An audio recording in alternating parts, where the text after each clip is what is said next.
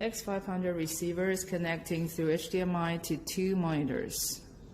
We can click transmitter A, will transmit the image to the monitor. Click the transmitter B, will send the image to monitor B. We are using X500 to start a Zoom meeting. We can share the content easily by clicking the transmitter. Now we can see the content on the screen easily.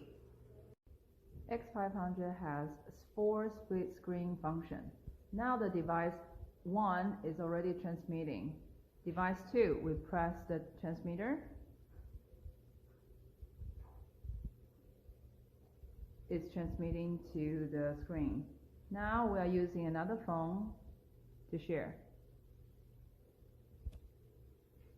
And then another phone we can share at the same time. So this is the 4 split screen function. X500 is connecting to a touch panel. We can back control the laptop from the touch panel.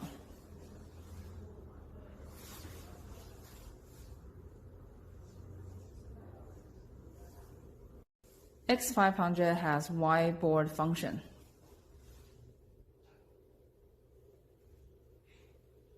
You can draw directly from the touch panel.